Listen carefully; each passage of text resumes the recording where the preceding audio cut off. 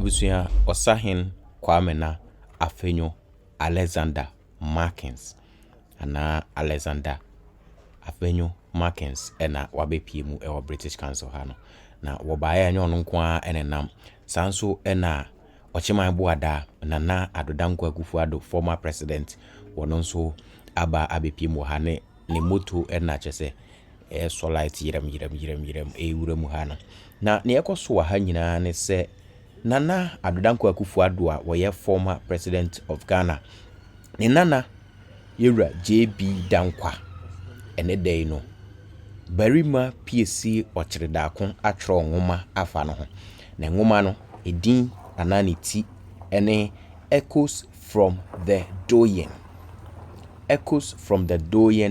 JB Dankwah to Ghana and Africa na eho ena nwoma yate ase se edin Ghana kra na ebeto oman Ghana so if ma esesa free eye Gold Coast no na chese owura JB Dankwah ena nensa hyase wono ena de sa din no ema oman Ghana history ni die bebre omususu se yan celebrate ni yie krampo nti wo se nka oman Ghana yesuasua ne nioma bi oyeye ne book a otworoto ho a wantimi am publish na enam so ema obi foforo be publish ye nyina na o se yesu fa sua de afrim ne etimi e de aboa akekere oman Ghana busua ha Ghana News TV so ena wani go a ohwen midin ene Nana Sefa Honibobo.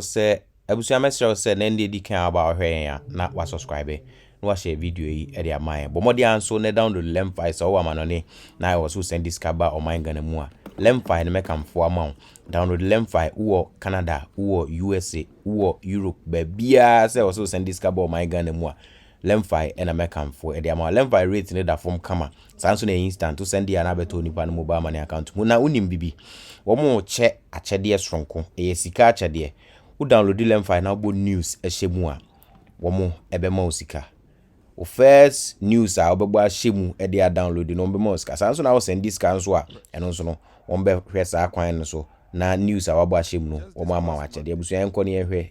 I had the honor of delivering a lecture here on the center-right tradition and its impact on Ghana's political landscape, with particular focus on the government of John Agyekum Kufuor and Nana Akufo-Addo. In that lecture, I underscored the enduring relevance of the Dankwa Dombo Buzia tradition and its foundational commitment to constitutionalism, the rule of law, democratic accountability, free enterprise, and the protection of individual liberty. I made that point that from the struggles of colonialism to the consolidation of the Fourth Republic, this tradition has consistently argued that freedom must be safeguarded by institutions and that development must be anchored in liberty. Today, we are here for the launch of the Echoes from the Doyen, JB Dankwah. It is fitting that after examining the living legacy of the center-right tradition in contemporary governance, we return to its intellectual fountainhead, the Doyen himself, Dr. Joseph Kwame Boache Dankwa. Excellency, ladies and gentlemen, 61 years ago, on 4th February 1965, Dr. JB Dankwah breathed his last in detention, a victim of the very authoritarian excesses he has spent his life resisting. This occasion, therefore, is solemn, deeply reflective, and purposeful. It is a reminder that though the man fell silent on that February day in 1965, his ideas did not die with him. They continue to echo in our constitution, in our courts, in our parliament, in our ongoing national conversation about liberty, justice, and accountable governance. JB Dankwah was more than a scholar, politician, statesman, and an advocate. He was a poet, a playwright, and a chronicler of our history, customs, and norms. And as a royal and a legal practitioner, philosopher, historian, and a nationalist, he sought to shape a governance system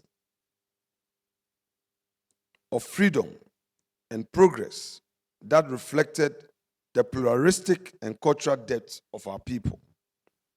It is no wonder, then, that the Western Commission report in 1948, in the recommendations thereto, Dankwa was acknowledged in the following veritable words, quote, Dr. Dankwa might be described as a doyen of the Gold Coast politicians.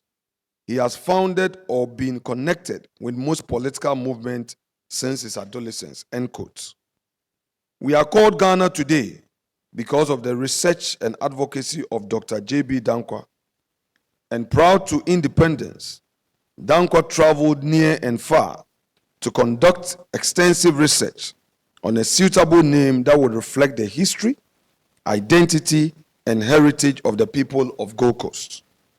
And through his scholarly investigations, Dankwa discovered a historical connection between the people of the Gold Coast and the ancient Ghana Empire.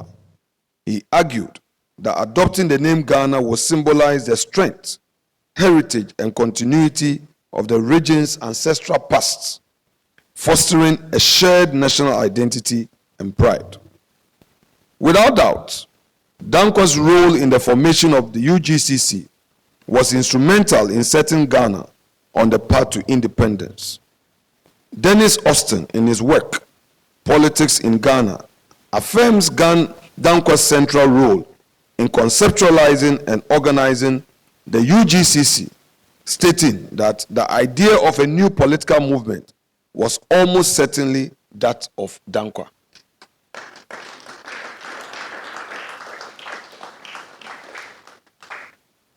When the Preventive Detention Act of 1958 threatened the very liberties he had fought for, Dr. JB Dankwah stood firm in defense of justice.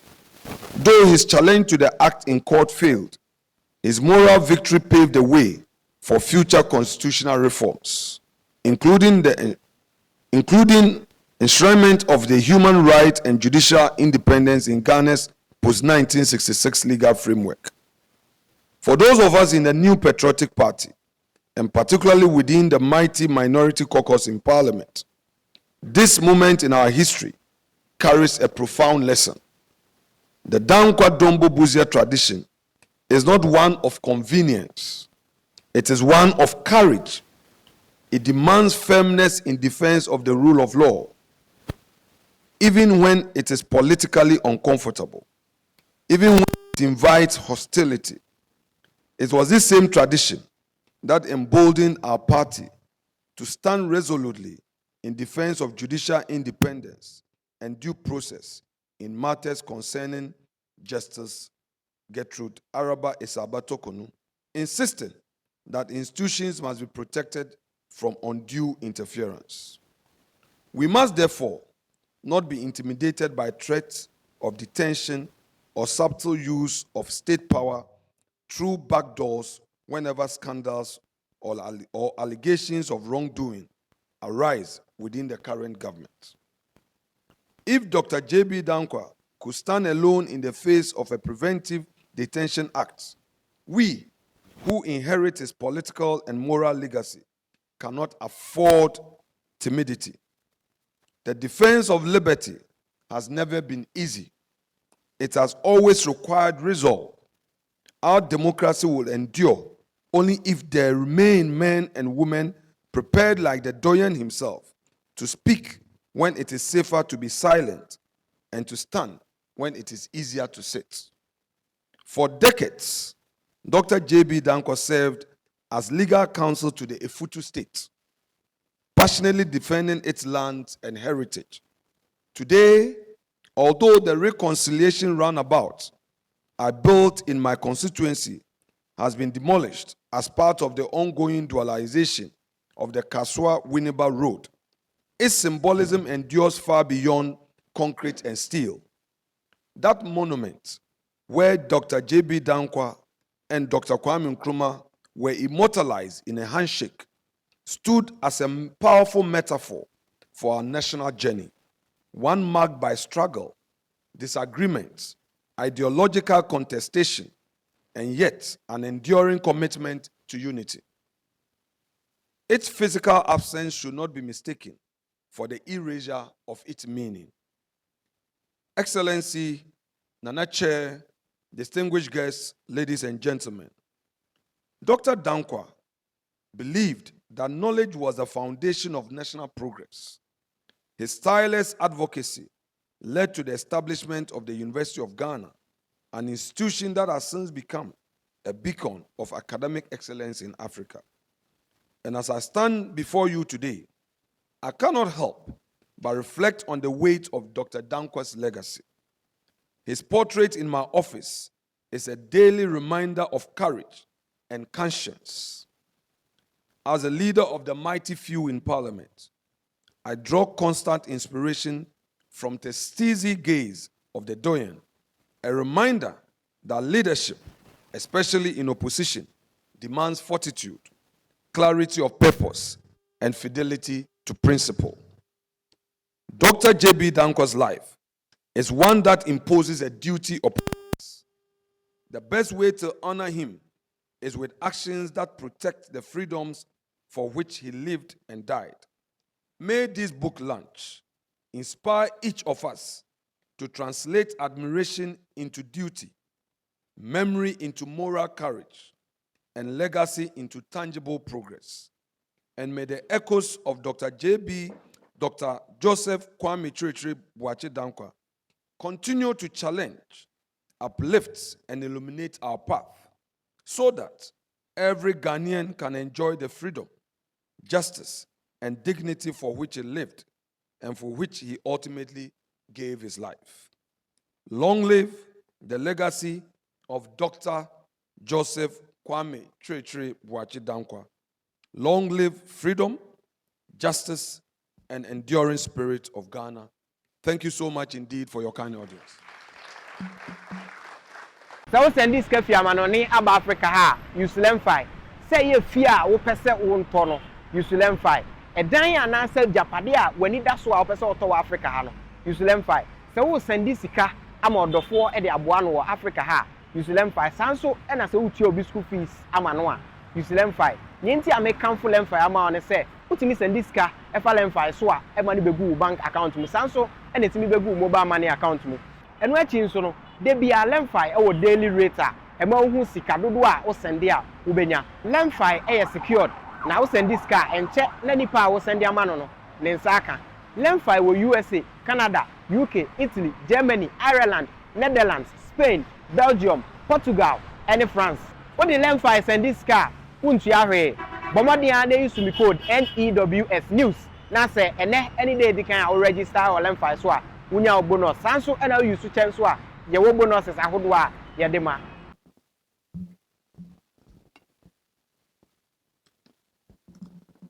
Nana Chair, the Honorable Minority Leader, the former Chief of Staff, Honorable Members of Parliament, Honorable former Ministers, Excellencies, Nananom, distinguished ladies and gentlemen, permit me to stand on all further protocols eloquently established by the MC and say good evening to you all. I have the singular honor to introduce the special guest for this occasion. Our special guest is a man whose lifelong dedication to the rule of law, human rights, undemocratic governance has brought unprecedented development and honor to our dear nation. The special guest of honor was named the AU Gender Champion for 2017, the Forbes African of the Year for 2021, Nana Abudani, the showboy. With a round of applause, ladies and gentlemen, welcome the former president of the Republic of Ghana, Nana Dankwa Akufo-Addo.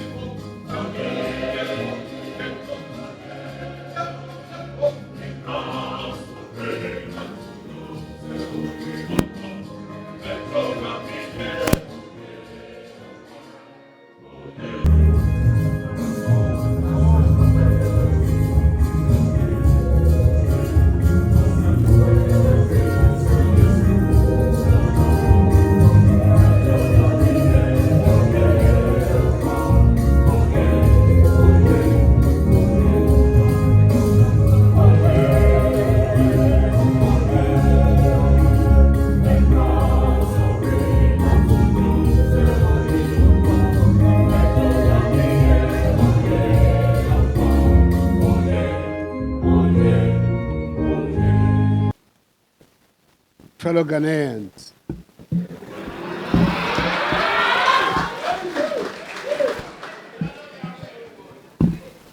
distinguished ladies and gentlemen,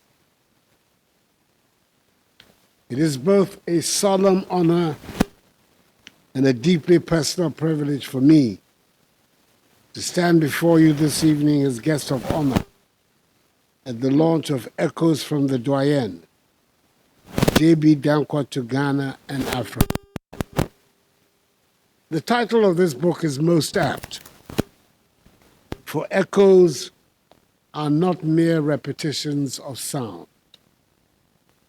They are enduring reverberations and reminders that a voice, once raised in conviction, can continue to travel across time, shaping destinies long after the speaker has fallen silent. We're gathered to reflect on the life and legacy of Joseph Dankwa, lawyer, philosopher, poet, playwright, nationalist, theologian, writer, and one of the principal architects of Ghana's freedom and constitutional order. His name, as in life as in death, elicited strong emotion, admiration, controversy, and debate. But no serious student of Ghana's history can deny that his imprint on the legal, constitutional, cultural, and political foundations of our nation is profound and perpetual.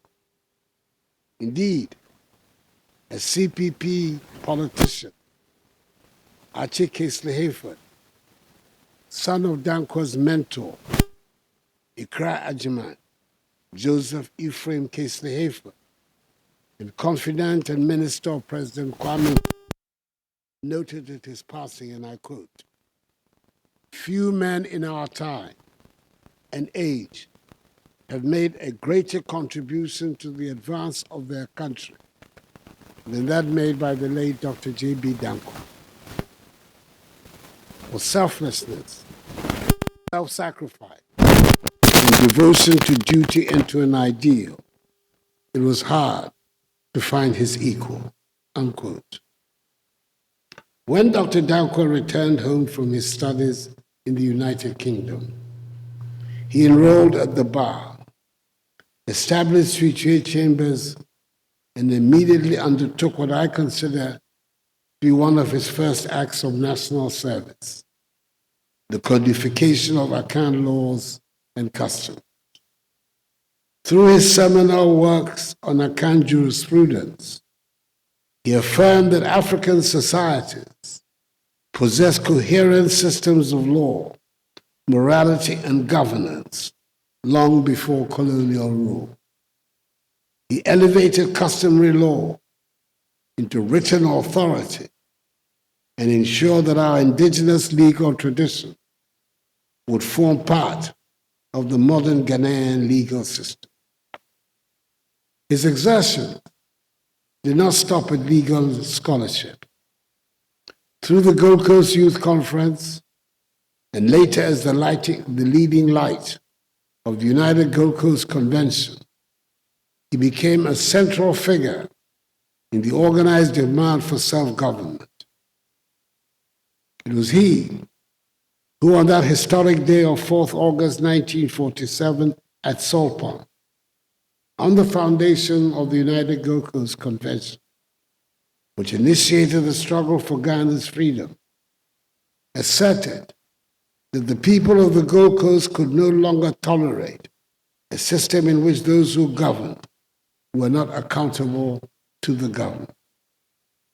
His insistence on representative governance and constitutional safeguard laid the groundwork for the internal self-government arrangements that ultimately paved the way for independence. Dr. Dankwa's greatest contribution, in my respectful view, was not just political agitation, but actually constitutional thought. He believed deeply and unapologetically that liberty must be secured through law, and that power must be restrained by institutional discipline. His challenge in the celebrated Ri-Akoto case sought judicial affirmation that executive authority must be subject to constitutional limitation. Though the Supreme Court did not agree with him at the time, history has since vindicated his position. Indeed, each of the post-1966 constitutions of the Second, Third, and Fourth Republics has established this view as a core principle of the constitutional order.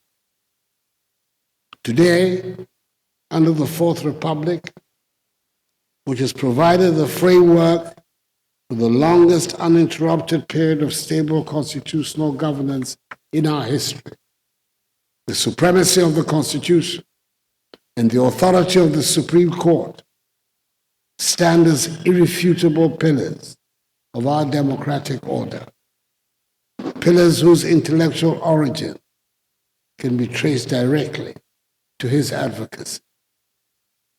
He understood, perhaps more clearly than virtually all his contemporaries, that independence without constitutionalism risks degenerating into oppression and tyranny. His own detention without trial and his tragic death in custody remain sober warnings about the fragility of freedom when institutional safeguards are discarded. His experience was not simply a personal tragedy. It was above all a democratic caution to our nation. In economic matters, Dr. Dankwa was equally clear-eyed. He rejected collectivism and cautioned against systems that stifled individual initiative. He envisaged what he described as a property-owning democracy, a society in which citizens are empowered to generate wealth, own property, and participate meaningfully in economic life. We believe that the energies of the people must be liberated, not constrained, that development must occur in freedom, not at its expense. This philosophy later became the ideological bedrock of the Dankwa Domo Buzia tradition, the noblest political tradition in Ghanaian politics, and remains foundational to the ethos of the New Patriotic Party. Indeed, the New Patriotic Party's commitment to development and freedom, to private enterprise, to the rule of law, and to human and civil liberties is not an accidental inheritance. It is a deliberate continuation of a liberal democratic tradition that Dr. Dankwa helped to shape. Whether in opposition or in government, the New Patriotic Party has consistently asserted that constitutional governance and economic liberty are mutually reinforcing. For me, the legacy of Dr. Dankwa is not merely institutional. It is also deeply personal. I grew up in a household where discussions about nationhood, law, and liberty were not abstract concepts, but living concern. The discussions that took place in my late father's residence during the turbulent years of nationalist agitation left indelible imprints on my young mind.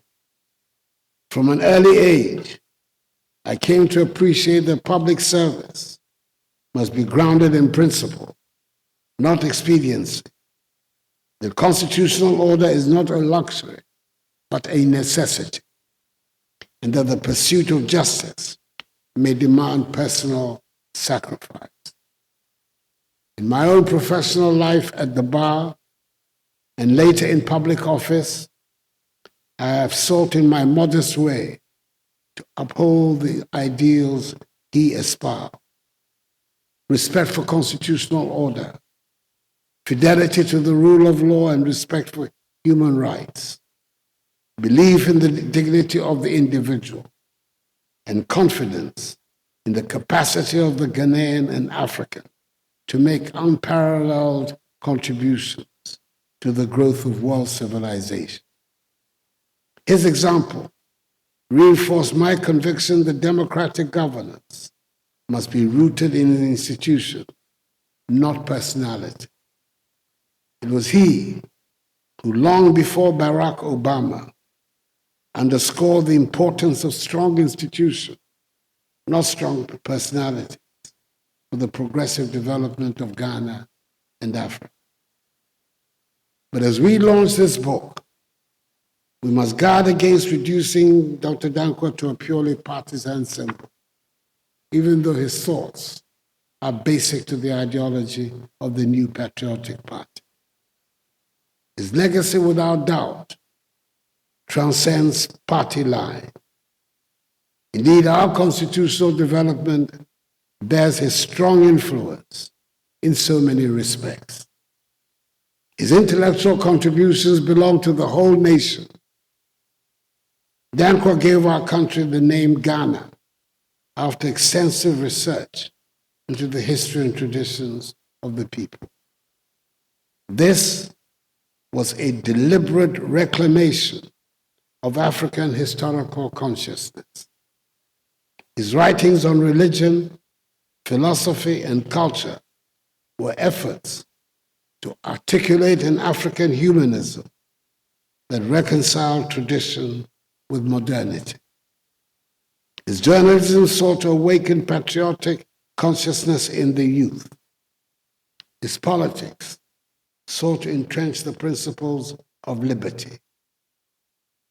The question before us, therefore, is not simply how we remember him, but how we continue his legacy.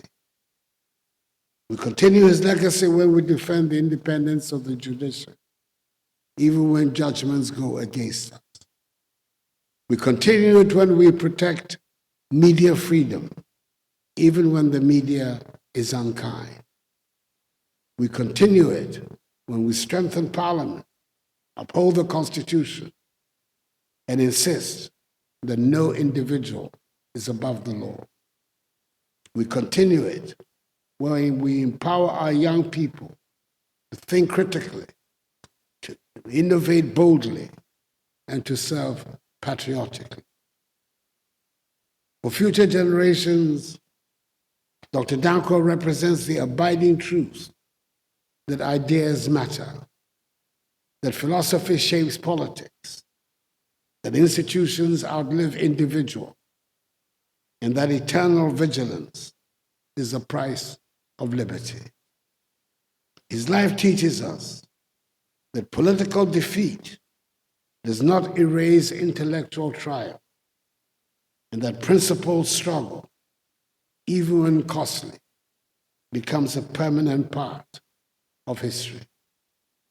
Echoes from the Doyen reminds us that the voice of Dr. JB Dankwah still resonates in our churches, in our courts, in our constitution, in our parliament, in our university, and in the aspirations of every Ghanaian who believes in freedom under law. These echoes challenge us, comfort us, and primarily calls us to duty. I congratulate warmly the author, Bema P.C. Ochidako, no relation of the famous or infamous Dagabi, for the clarity of his exposition of the ideas of Dr. Dankwa and for the depth of his commitment to them. It is my hope that this book will inspire especially the younger generation to engage deeply with the ideas of the Doyen, to study them critically, to debate them robustly, and to apply them faithfully in the service of Ghana and Africa. It is thus now my singular honor and privilege to declare Echoes from the Doyen, JB Dankwah to Ghana and Africa, duly launched.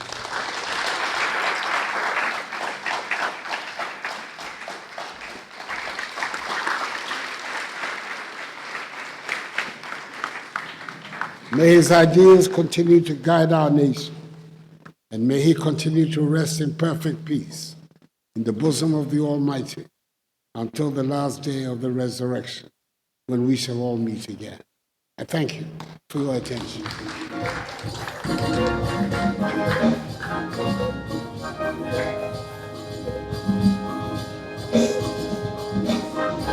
President Nana Akufo-Addo, Osahene Afenyo-Markin, former ministers, Nananom, and everyone. I'm very grateful that you honored this invitation. Someone may ask, what inspired you to write this book? Because primarily, I'm a science student, and I did science in Prez. I'm an engineer by profession. So why this book? I have been very patriotic from my childhood and interested in national affairs. So I followed Rawlings Revolution a little because I live in the barracks. But at the point, I was not interested in what was happening. Then I saw Professor Dubois. I was a child. And I said in my heart, I want to meet this man. Fortunately, we relocated where we lived in Sunyani. And anytime he came around, that is where he came to lodge. The man was lawyer Osu Sechere, who was the NPP chairman in 1992. So my connection with Professor Dubois and the good environment I was raised in inspired me to read the political history of Ghana. I became interested in the life of JB Dankwah. Even as a child, I would be debating with my best friend whether Dankwa was the founder of Ghana or Nkrumah was the founder of Ghana. At a point, this vision birthed an organization called Awake Africa Ghana Mission. And my burden and passion is that we will build a first-class nation. It was the dream of Dankwa to build a first-class Ghana, a Ghana that will be in the class of America and not be in the shadows of Britain, Japan, or any country in Europe. That was his passionate dream. He was misunderstood to some extent in the sense that in our Akan language, we say that Yesma Obanyansafo, Yensma Anamontenten. Dankwa wanted people who were worthy and capable to manage affairs. Unfortunately, he had a political rival who used that against him, that he did not like the person of a commoner. But I have come to realize that all the things that Dr. Dankwa stood for is what Ghana and Africa needs today to solve our problems. So that is my main reason for writing this book. I sincerely believe that if I will get the audience for people to read this book, people from the Dankwa Buzia tradition and people from the Nkrumah tradition, if they will scrutinize my book, I will be glad and I will be able to make my case that Dr. Dankwa's dream is what can lift Africa to become a first-class continent.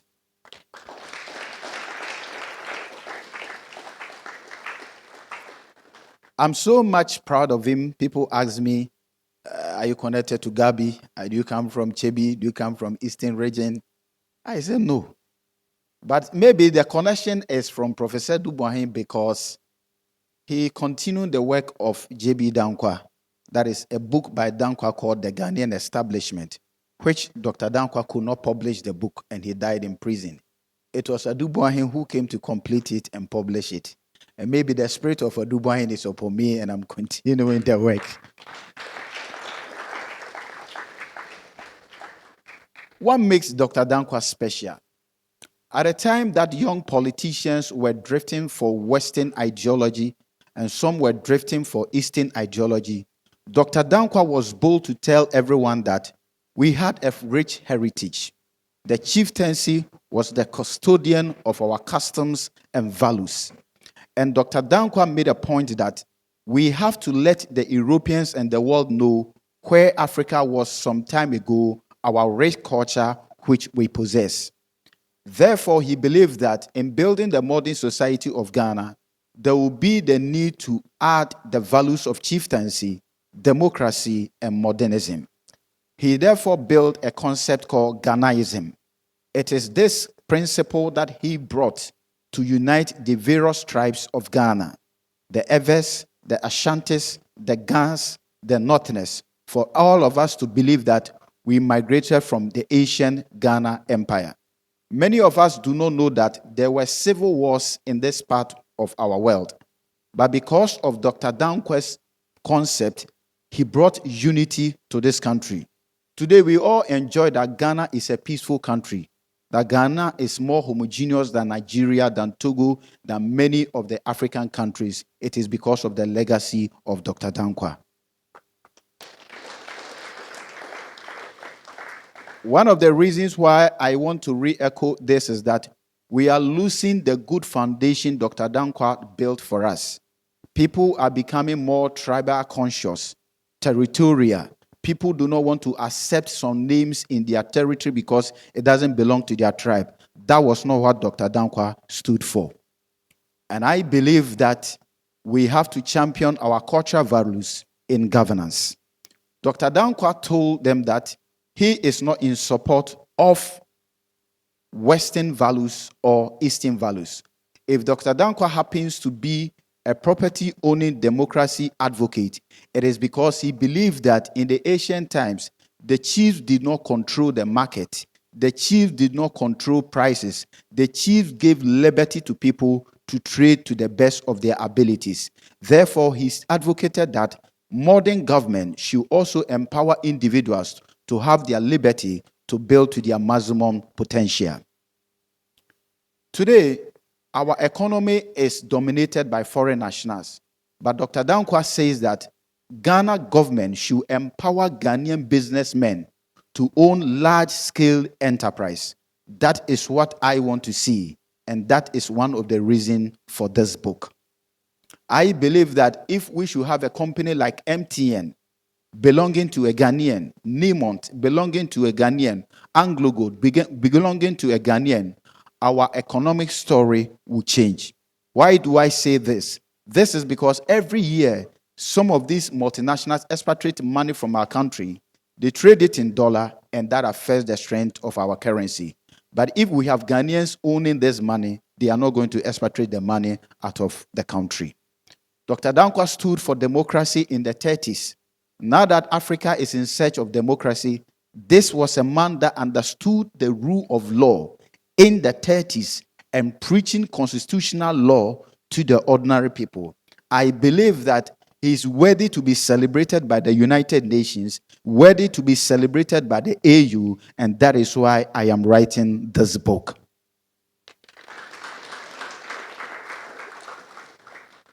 Many people do not even understand how the Dankwa Buzia tradition emerged. But because I research deeper, I understand it. It is not from where you come from. If you come from Eastern, you are Dankwa. Or if you come from Ashanti, you are Buzia. And if you come from the north, you are Dombo. What about those of us who come from Vuta?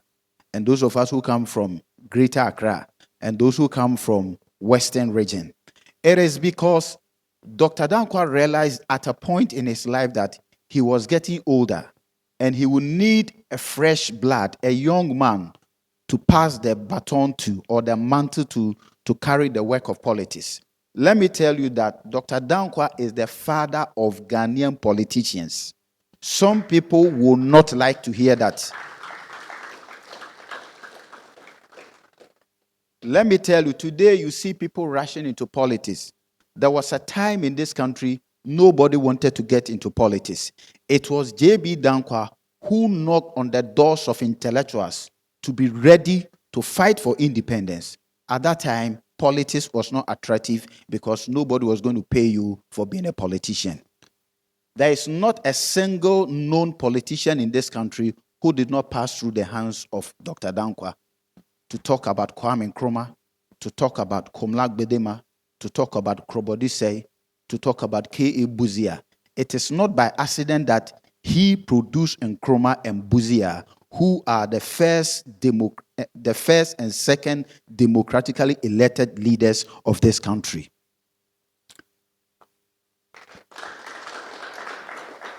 Dankwa brought in Akwaje because he felt he had to hand over to a young man. And Akwaje was 32 years.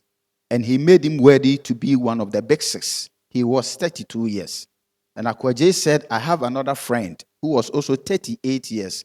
That was Kwame Nkrumah. And when they brought Nkrumah, what was the reason?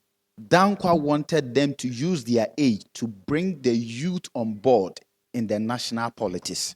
But unfortunately, the unexpected happened.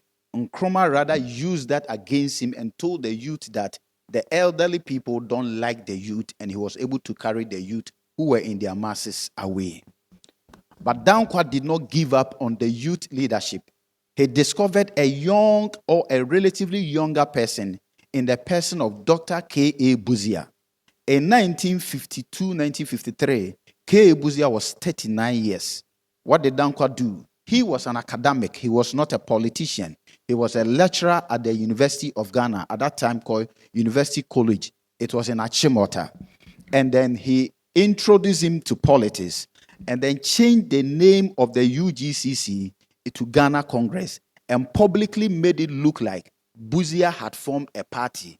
Why did Dankwa do that? Dankwa said he didn't want Buzia to govern in his shadows, because for many years when you mention UGCC, it is Dankwa that comes to mind. He wanted Buzia to be on his own, and he has a letter entitled Give Buzia a Chance. And he was able to promote Buzia to be the leader of these elderly people. Fortunately or unfortunately, Dankwa, as he called himself a prophet, lost the 1954 elections, but he had prepared Buzia in 52, 53. So when he lost the election in 54, Buzia won the election, and Buzia succeeded Dankwa to be the opposition leader in the 1954 Legislative Assembly. And Buzia was also able to get another relatively young person called SD Domo, who partnered with Buzia in parliament. So Dankwa Buzia is the older generation passing a baton to the younger generation, that is Buzia and Domo. So from 54, Buzia was the leader until Nkrumah wanted to jail Buzia, and Buzia fled the country. So when Buzia was not around, they called Dankwa back again to contest in the 1960 election. Everything worked to perfection. Dankwa dies, Buzia returns to be the leader. Why am I saying this?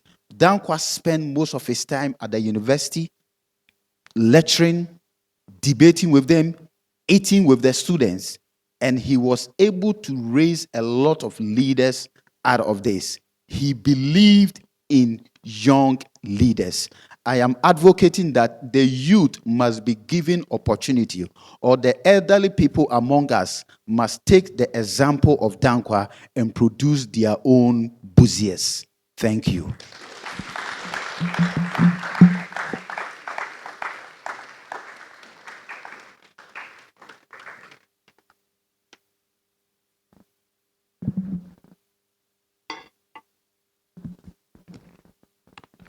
Thank you very much. You can do better than that. Let's give it. So send this cafe amanoni ab Africa ha. Use LemFi.